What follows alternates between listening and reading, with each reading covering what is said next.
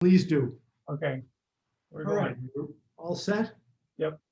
I see we have the full complement of 3 today. Well done, gentlemen. I'm really happy that you came in. As you can see, what I'm trying to do is I'm trying to recreate the classroom experience via Zoom. Today, instead of in my office and looking at my wall of shameless self-congratulation, I have you in one of our conference rooms where we have I think I'm told this is called a wet board. So it's a little bit like a blackboard in school. I thought this might be able to convey or recreate the classroom experience a little bit. Anything that doesn't show me in close-up, I think, is an advantage to you all.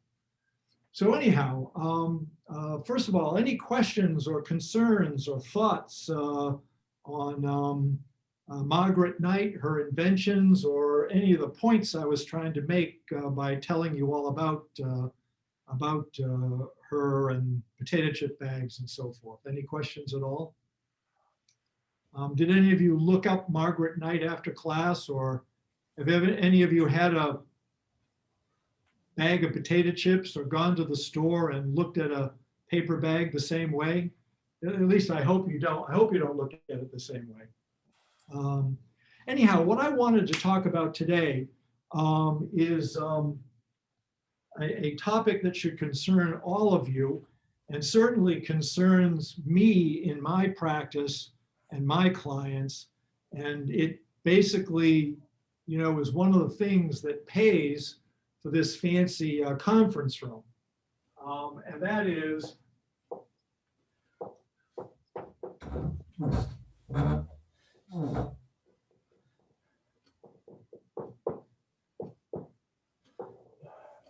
infringement.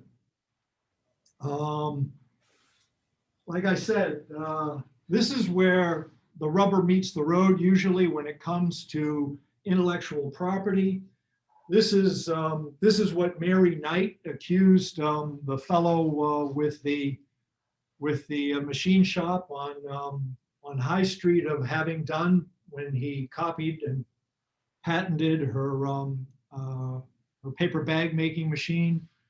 This is what happens to people that copy things without authority. And this is a thing that can even happen to students who remove things from the internet without attribution. There are basically 3 types of infringement. There is copyright infringement, patent infringement, and trademark infringement.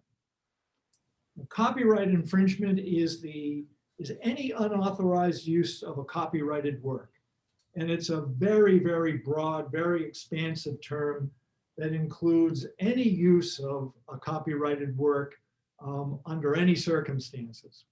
Can anybody think of an example off the top of their head of copyright infringement?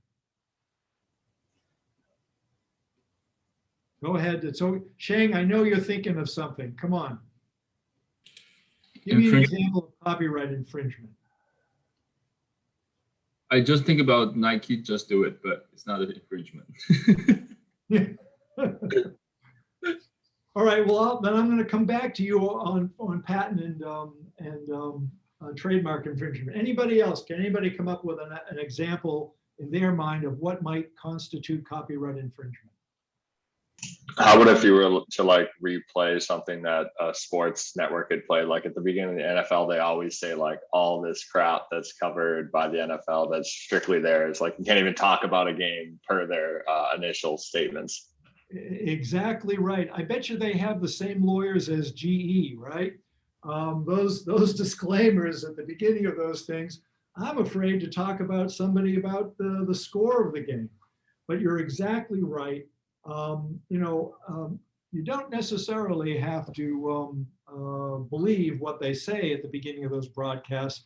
By the way, in order to enforce a copyright or to bring an action for infringement, you don't have to tell anybody that that your work is copyrighted. You don't have to tell them that they're prohibited from using a reproduction of the broadcast. You don't have to say anything. As soon as your work is expressed in tangible form, if it happens to be a broadcast or writing or music or computer code, anything that is expressed in tangible form, from the moment that you put your pen to paper, or you hit save on that hard drive, or you hit record on your media player, that work is copyrighted. It belongs to you.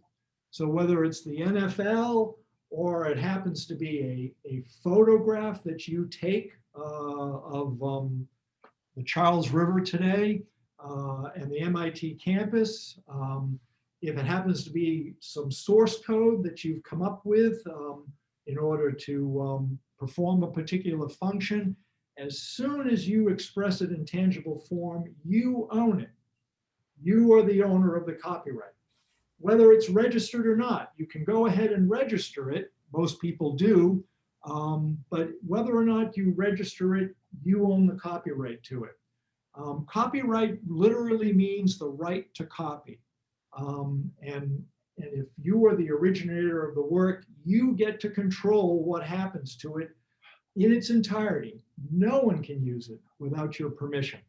And that's the broadest form of intellectual property that we have, because it covers so many things, from data compilations to computer software and programming, works of art, photographs, paintings, manuscripts, books, titles, research papers, almost anything you can name.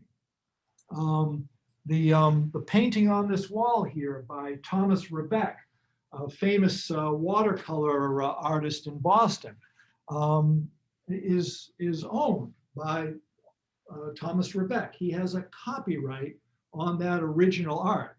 And guys like me who buy his art own it subject to his copyright, to the license he grants me by selling me his work of art. But if you paint a painting, or if you create anything that can be expressed in tangible form, chances are it can be copyrighted.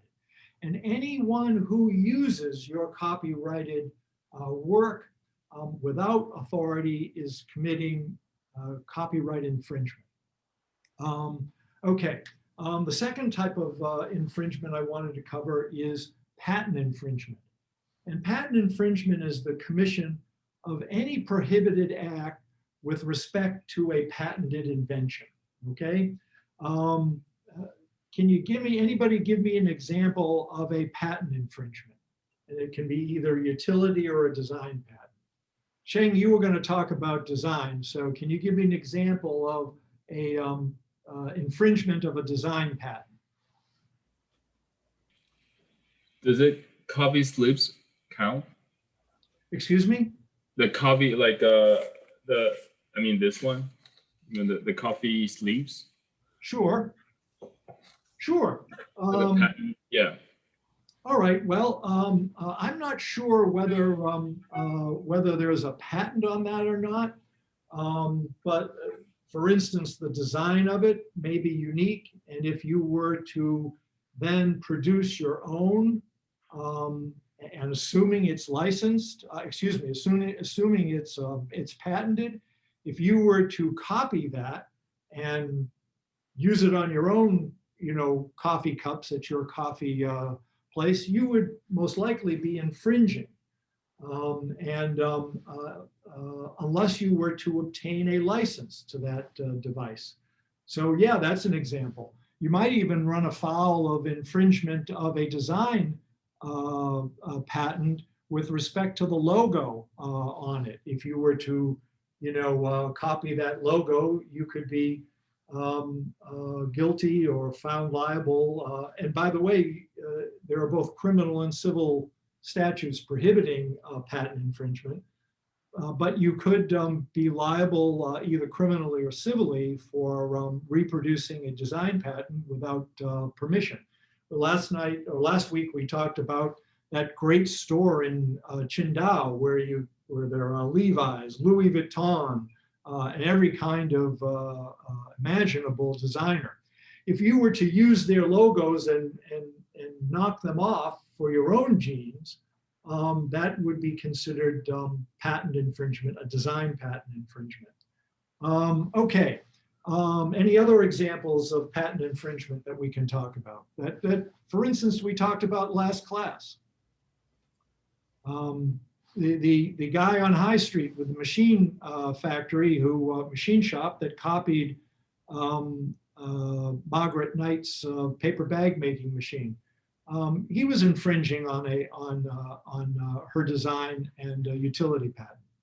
Ultimately, she was awarded it, but it was an infringement because she, back in those days, was the first to create the device. All right, and then there's trademark infringement, which is any unauthorized use of a trademark. And that can be whether the trademark is a service mark or what we in this business call a trade name. Does anybody know what a service mark is? Okay, all right, so a trade name can be descriptive or it can be a unique name, okay? For instance, Google, really until Google came along, didn't really mean anything. It's just a trade name which was trademarked and which is owned by, I think it's, what are they called now? ABC Corporation or something like that. At the time, Google Corporation. All right, so that's just a trade name.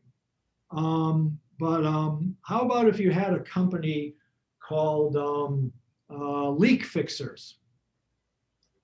So that is not really a unique name. It's more descriptive than it is a unique or made up name. And those are called service marks. How about, the American College of Structural Engineers? That's an example of a service mark. So it's descriptive. It describes what the business is. It's a trademark that describes the business entity and what it does. So you have trade names such as Google or McDonald's or Lacoste or Louis Vuitton or Mercedes or BMW. So you have trade names. And then you have service marks, which are strictly descriptive, like Mr. Fix-It, Roto-Rooter might be considered both. The American College of Structural Engineers and Material Scientists. That's an example of a service mark. Both are trademarks and both are protected or at least eligible for protection. And so your use of either of those, whether it be a trade name or a service mark without authority to do so, without license to do so, would constitute an infringement. All right, so we have patent, copyright, and trademark infringements. Now, I want to talk to you a little bit about something that affects you as students in a way in which I can illustrate what infringement is and what it is not. Have you encountered this?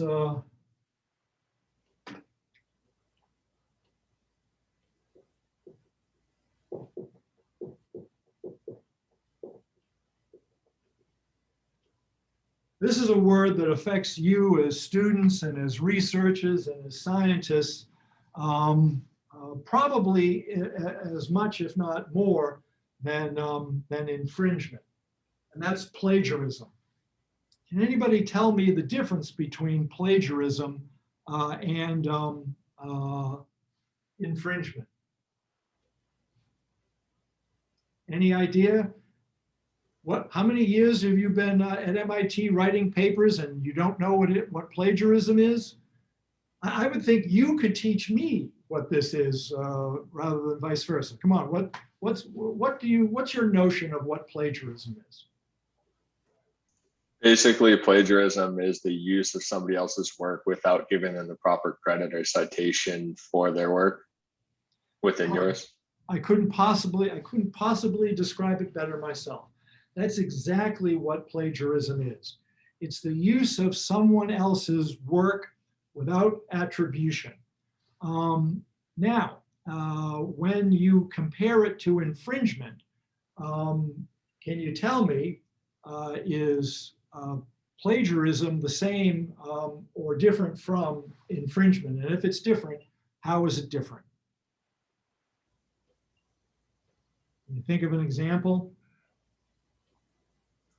The thing about plagiarism is that it's always plagiarism when you don't attribute the source of the work that you're using. So no matter what the context is, whether it's in school or it's when writing a research paper or when you're perhaps writing something like a play or source code or anything, if you don't attribute the source that you are quoting or using, it's plagiarism.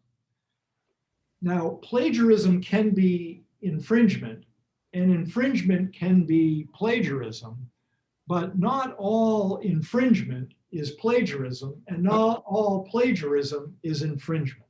Let me tell you give you an example of what I mean.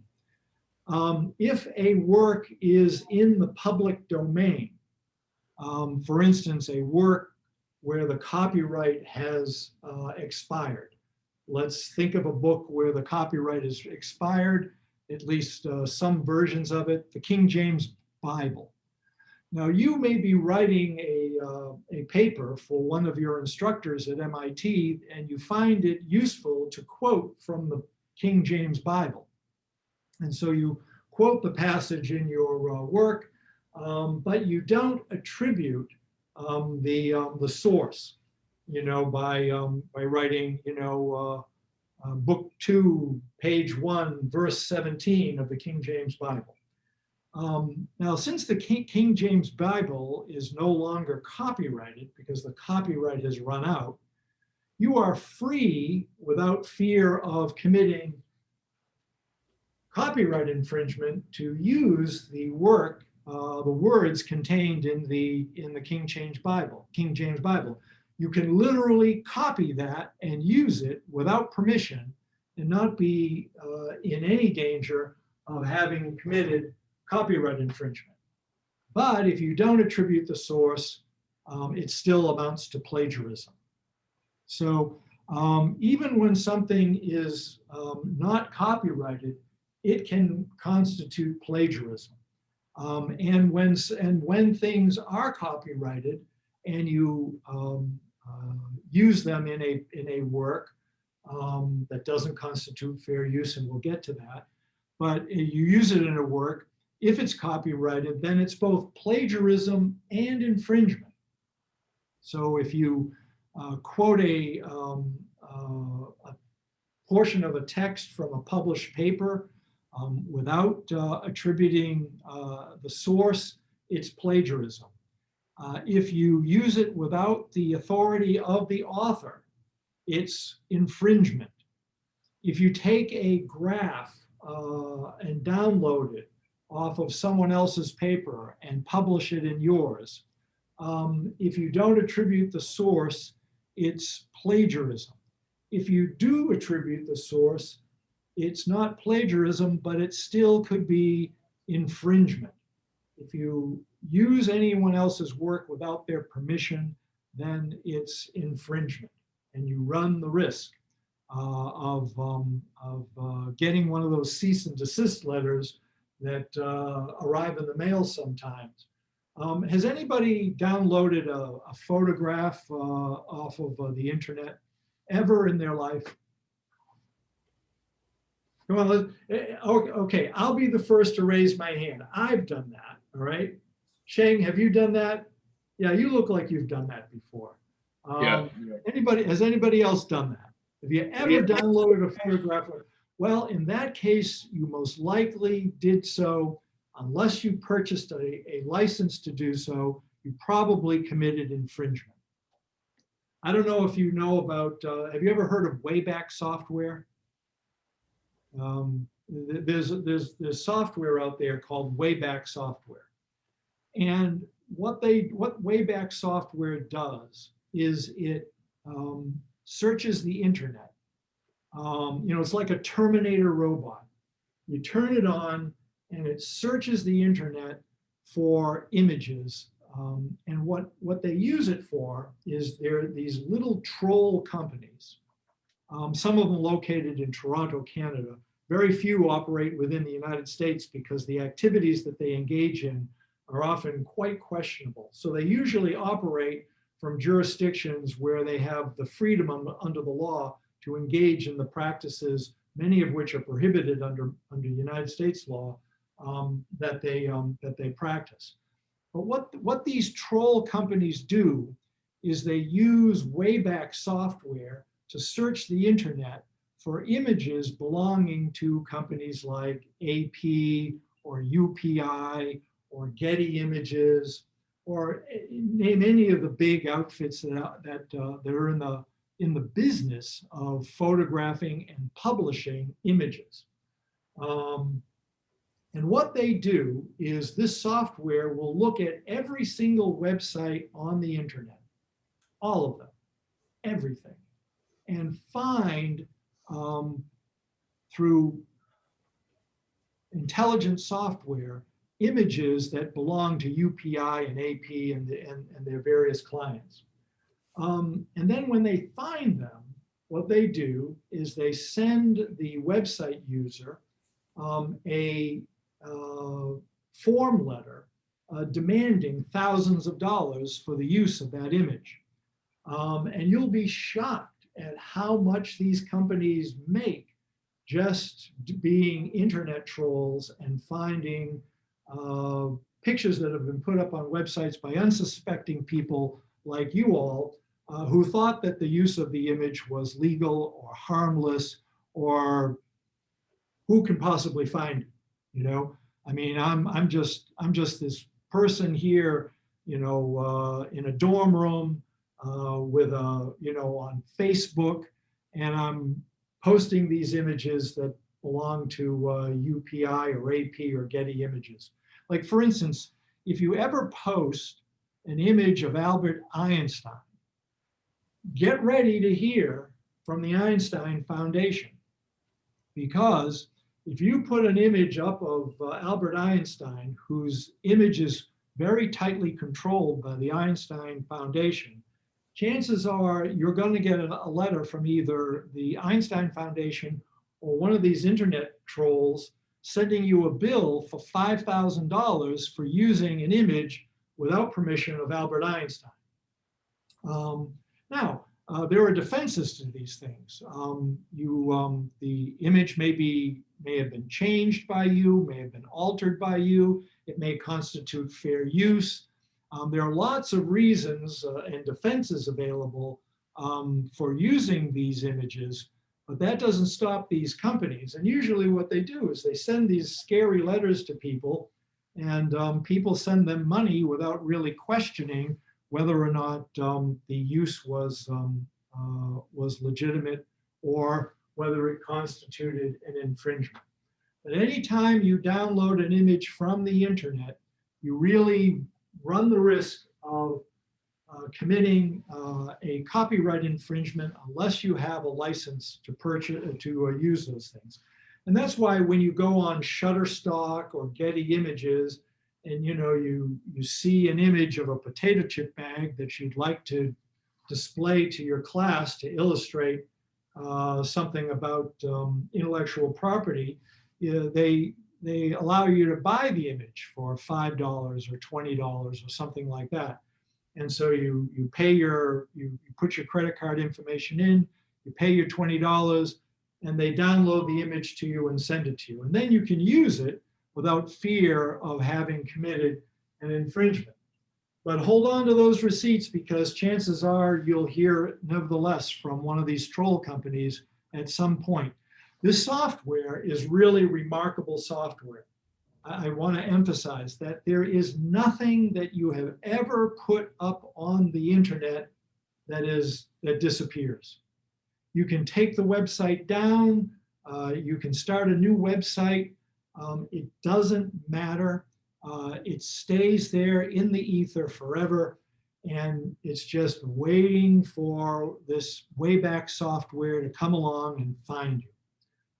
So bear that in mind whenever you post anything on the internet.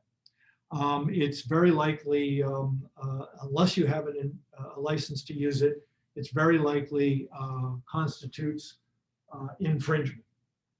Okay, let me try to illustrate what constitutes the difference between plagiarism and infringement with some examples. Let's see. How about have you ever gone on a government website, the Bureau of Labor Statistics, the Bureau of or the Department of Environmental Protection, and downloaded any data from the government website?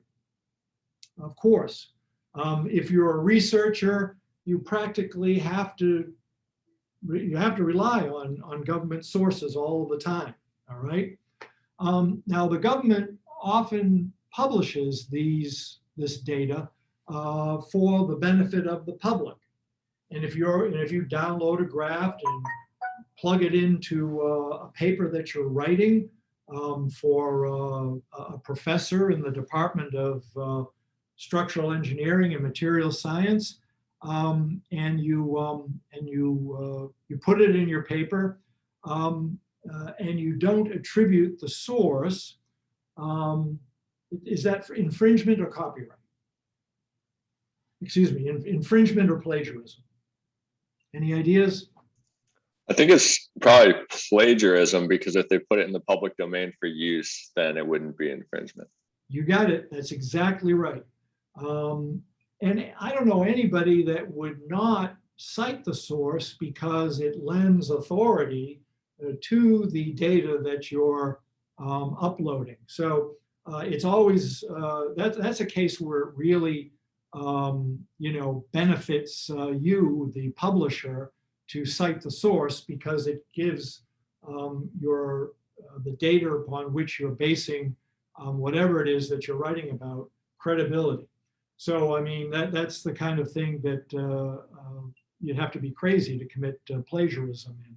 But if you don't attribute the source, that's plagiarism, not infringement, because it's in the public domain, it's intended for public use, and you're doing just what the government expects you to do with the data by publishing it with attribution. Now, how about if you go on a private website, like the Kleeman and Lyons website?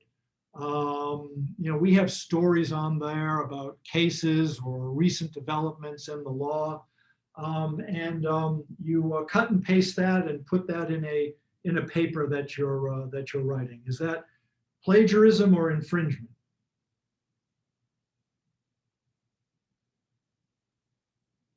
Any idea? I can stand here all day. Education is the accidental byproduct of discussion fueled by curiosity. How about some discussion? Is that infringement or plagiarism? I can read the bubbles over your head. It's both. If you copy something from my website, which I own the copyright to because I created the content, you're committing copyright infringement. And if you don't attribute the source of that information that you publish, you're committing also plagiarism. And you're probably going to get a reprimand from your professor, or you're going to get a reprimand from the department head, or you're going to end up in the student court defending yourself and trying to stay in MIT despite the fact that you've used data which you've plagiarized. Those are the kind of consequences that you can run into with plagiarism. How about information available under a licensing agreement? So let's say you download an image from Getty Images, that you paid your $5 for, and you publish it on Facebook or on your private website, or you put it in a paper.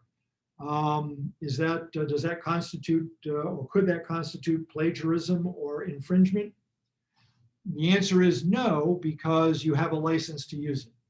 If you have a license to use a particular photograph, then you can use it without attribution and not worry about infringement or actually plagiarism. Although it behooves one to still credit the source. And what I would do in a case like that is, and you've probably seen it either in books or magazines or on the internet, published with the permission of Getty Images, published with the permission of the Einstein Foundation, published with the permission of MIT. It's always good. In fact, I can really not think of an example of when it would not be advisable to cite the source that you use. It doesn't do you any good to get dragged in front of the student disciplinary board and say, oh yeah, but I had a license here. You know, they're probably going to take a dim view of your publishing something that is owned by someone else if you don't attribute the source. Even if it's legal, even if you saved your receipt, they're probably going to question that behavior. So it's always good to cite the source to avoid any accusations of plagiarism, even if you have the creators or the author's permission to do it. So that's Google Images, Getty Images. How about, you know, another example, downloading music on an MP3 player. Has anybody ever done that before? Okay. You know, let me tell you, before they invented Spotify, I don't know about if you're old enough for this, but that's how we used to share music. We used to download files on our MP3 player. We used to create playlists and we used to share them back and forth. I have done this, but I can tell you for those music, those songs, that stuff that I downloaded, that which I did not pay for through Apple Music or through the other things that I used to download. YouTube used to be a pretty good source of music. I don't know who does it anymore because now I have Spotify and I don't have to do that. But in the olden days, back when I was exchanging playlists with my friends on our MP3 players, I can't guarantee that one didn't slip by that I downloaded from the internet without authority. Well, that's infringement. Hopefully they won't invent software that can track that down. Also, another example, and this is something I've found students do, which just stuns me, but cutting and pasting from Wikipedia. Oh my God. I mean, it's a shortcut, but it's a bad idea. Even attributing the source is usually a bad idea. Wikipedia is not a bad search tool in order to go and look at the original source data, because Wikipedia, of course, provides a list of all the original source data that goes into their compilations. I probably don't have to tell you this, but I would never. I've actually encountered it in court before, where another lawyer has gone to Wikipedia and copied the description of my corporate client into a court document, word for word. And we're looking at this thing and we're going, where did they get this? And of course, we looked it up and we found it word for word. They'd cut and pasted from Wikipedia. Well, we had a field day with that at the hearing because, of course, it contained a lot of incorrect information. But we actually were able to make the other lawyers look very bad. You know, whenever you walk into court, it's no matter what the issue is, it's a credibility contest. And the winner is usually the person who's left standing with the most credibility at the end. And if your lawyer is cutting and pasting incorrect information from websites like Wikipedia and pawning them off as original source material, they're probably not going to walk out of that room with their credibility intact, and neither will yours be as their client. So Wikipedia is just about the worst place to go if you're a lawyer or a student or anyone that's publishing original source material. It's a nice thing to use as a tool to try to find some of the original data that goes into those compilations, but it's as a rule, a really bad idea to cut and paste from Wikipedia. Any questions on infringement or plagiarism? Yeah, I have a question. Please. Yeah, so one experience I had is like every time when I'm editing the video, my like personal video for my assignment, for my project, and then somehow the most important part is like adding music. And then I remember like when I adding music to my video, I upload to the YouTube, and then YouTube will say, "Oh, I detect this music has license, or you cannot use this music without permission from the author or something." And I'm just curious, like in that case, should I ask like the creator of the music for like agreement to use for my video, or should I just say, "Hey, this music is from where?" I don't know how to solve this because it's always come up with when I upload the video to the YouTube. Yeah. In addition to Wayback software, what companies now have is software, and this is also being done by more and more by imaging companies. Have you ever, for instance, tried to cut and paste an image from like what's one of those companies? Any of those stock image companies, whether it's well, whatever. I'm trying to remember the names of them. But if you've ever tried to cut and paste those things, there is software now in the way these are digitally presented that prevents you from literally cutting and pasting them. And this is a way that they've invented to prevent copyright infringement and to force people to use to purchase the image legitimately. This is something that they went and did because, believe it or not, everybody was copying these images without paying for them. So now the owners of these images have made it a lot harder for people to download these images. Although with the screenshot attachment to or function of computers now, that's one way to circumvent that type of software. But the same software or the same type of software is being used by platform companies like YouTube to identify copyrighted works. So YouTube doesn't want to get sued by the Beatles because they're allowing someone like you to publish content that contains infringing music. And so in order to prevent themselves from being sued, they take what are called in the law reasonable steps to prevent infringers like you, Shane, from doing these bad things. And so when you try to upload these things, oftentimes you're prevented from doing that. Now, you can get a license for the music, depending upon the amount of the music you want to use. Or you can go to a site that sells tunes that go along with the videos that you're producing that can be obtained for a reasonable fee. For instance, this law firm sends out, in addition to regular old Christmas cards, digital Christmas cards. And this year, when we sent out Christmas cards digitally, we worked with a company that purchased the rights to use a particular piece of classical music that I thought went really good with snowflakes falling and a Christmas tree. And we paid a licensing fee. I think we paid, you know, it was an unreasonable fee of like $25. I mean, it was almost nothing.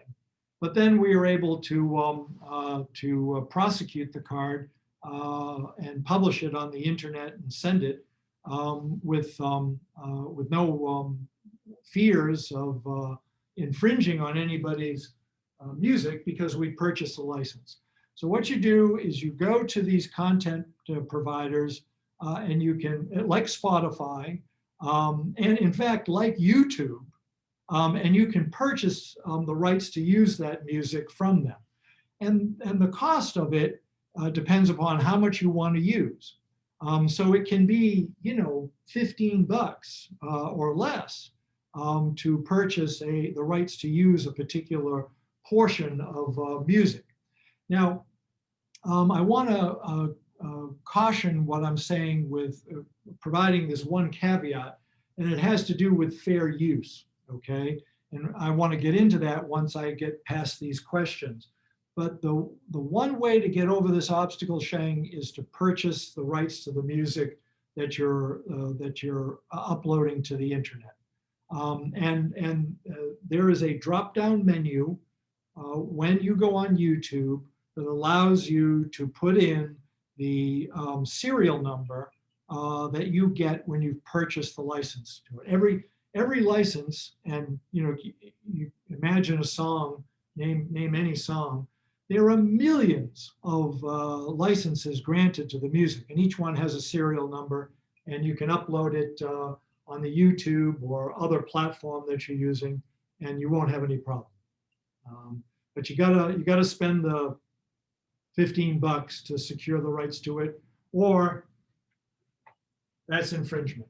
And some company's going to come along and send you one of those "oh my God" letters that asks you for $1,000 because you published this for 15 seconds on the internet.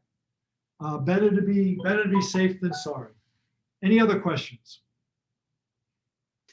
Is there like a content or time limit? Like if you aired something for 5 seconds of a song, is that technically copyright, or would they say maybe it's unidentifiable based on the time limitation?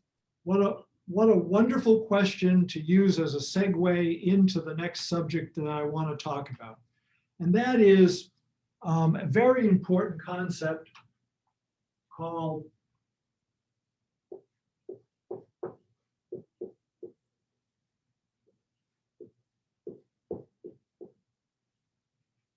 I wrote it in red because it's so important. Can you read it?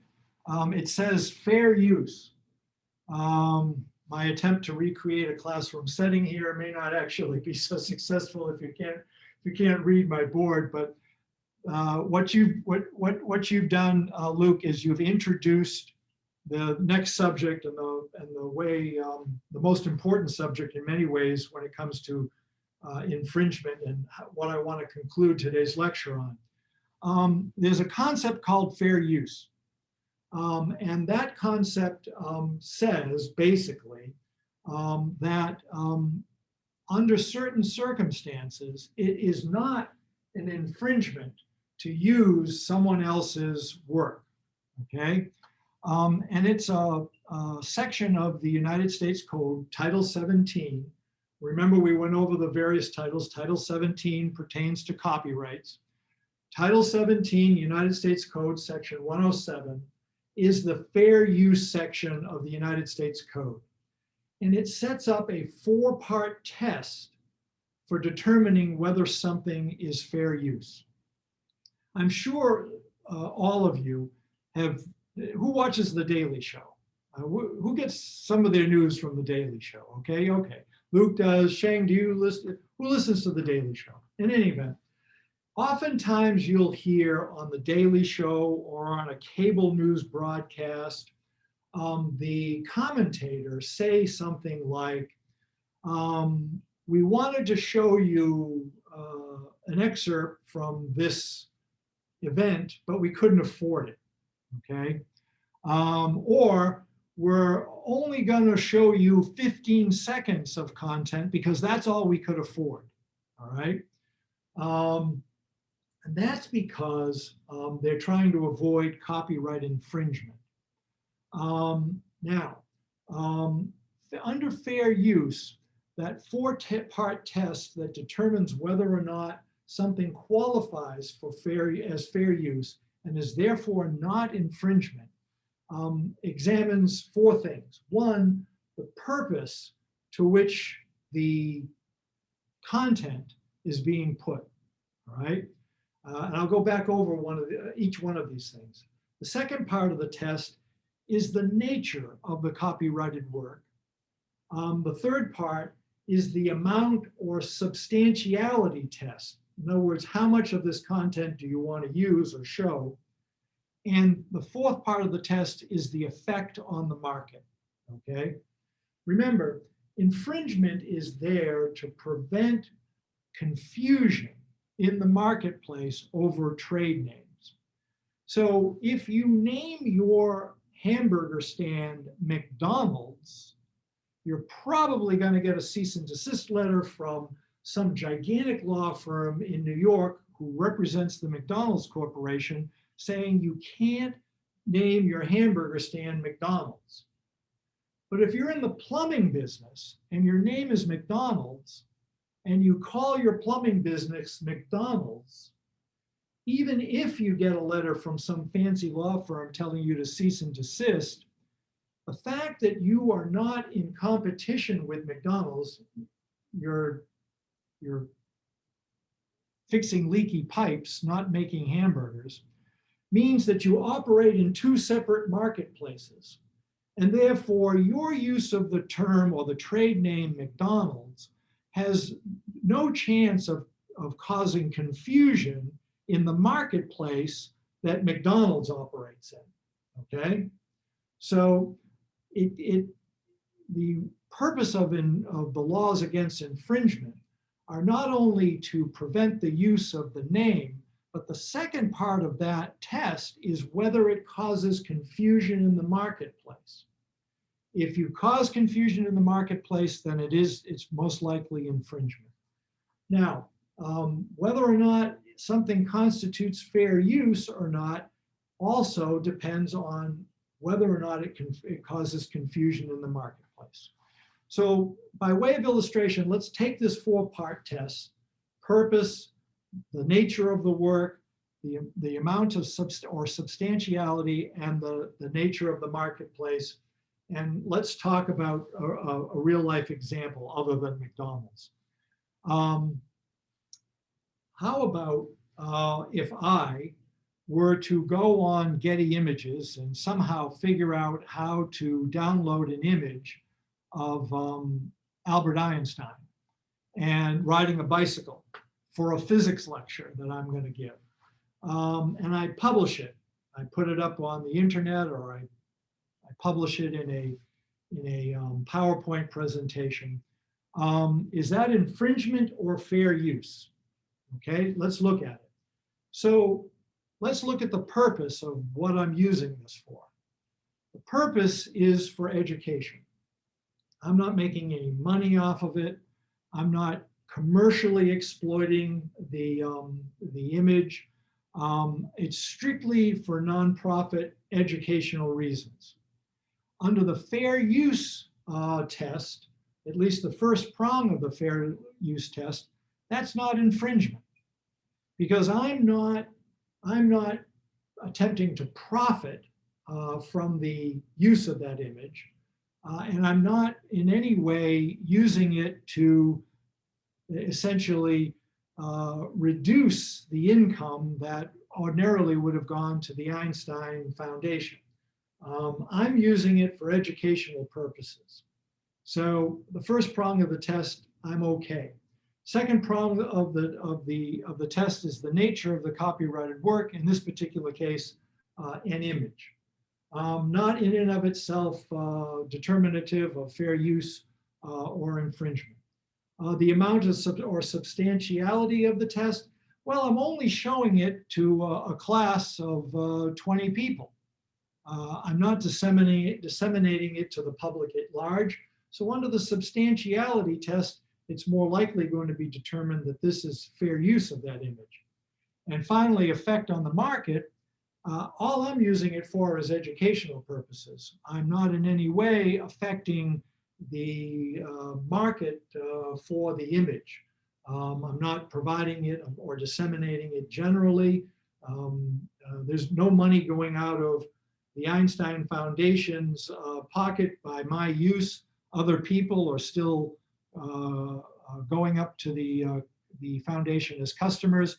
So so my use of an image like that for strictly educational purposes, nonprofit educational purposes, causes no confusion in the market and doesn't violate the substantiality test. So it's fair use.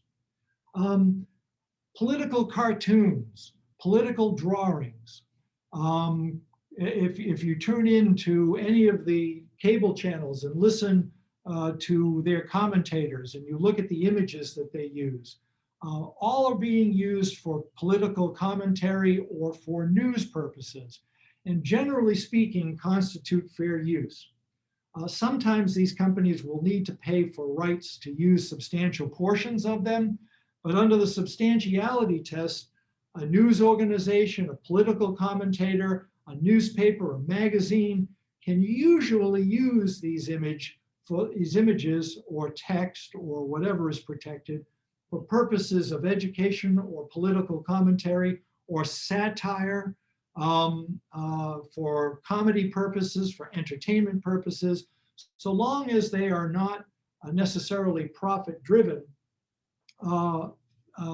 without fear of infringement. You can even do it for purposes of profit if your purpose is solely for political commentary or making fun of something. You know, I can publish an image of the President of the United States and use it as a caricature or a way of making political fun of the president or of even agreeing with the president, and have no fear of being infringing on the copyright of that photograph, so long as I satisfy the fair use test concerning the non-commercial or political or entertainment use of that image. Now there are some gray areas there in some cases to use an image. For instance, if I'm a news show, depending upon how much I'm going to use, usually it's past 5 seconds, at which point I have to pay a fee. But in most cases, if you're using it for nonprofit, non-commercial, political commentary, entertainment purposes, it does not constitute infringement. It comes under the category of fair use. And that's because we as a society have decided that it's important for people to be able, in a free society, to exercise their right to free speech and to have opinions that they express without fear of getting a cease and desist letter. So if we're talking about religious convictions, political convictions, satire, any of those sort of things, comedy. I mean, the reason I use The Daily Show as an example is because they're constantly using images in the context of political satire or commentary. And that constitutes fair use. They don't have to pay anybody for those images in most cases because of the use to which they're putting it. And that's under the section 107 of the of Title 17 defining fair use. Any questions on that? So you kind of get the concept of infringement, plagiarism, and fair use. When in doubt, attribute. But if you're using things for strictly nonprofit uses, for educational uses, you're probably not infringing. It's when you disseminate to the public at large. If I were to take that Einstein image and try to raise money off it, if I was to conduct a fundraiser using that image for which I would profit or anyone else would profit, that's infringement. So it's the use to which you put it that determines whether or not it's infringement or fair use. There's millions of examples, tons of cases. For instance, one of the things, if you ever get that, oh my God letter from an internet troll because they found that you have published something that belongs to somebody else, don't forget that one of the defenses that you might use to the internet troll letter is fair use, that you're not making a profit off it, didn't cause confusion in the marketplace, that you change the image by making it smaller. All of those defenses help towards the fair use test and might make those internet trolls go away. Okay, next week I'm going to tell you the story of graphene, because it's going to lead us into the next lecture, which is going to be about how to file an actual patent application. You're not going to, within 2 weeks, you're all going to be experts on how to file a patent application. So, but next week I'm going to talk about the story of graphene, which I can't wait to tell you because it involves my time at the Sloan School. In any case, if there are no questions, I'll say see you later, see you next week. Thanks for joining me today. It's a pleasure to stand up here in my make-believe classroom and share this material with you. Let me know if you have any questions. Shoot me an email. I'm always available to you. Okay, take advantage of it. All right, guys. Okay, thanks. Cheers. Have a great day, everybody. Thank you.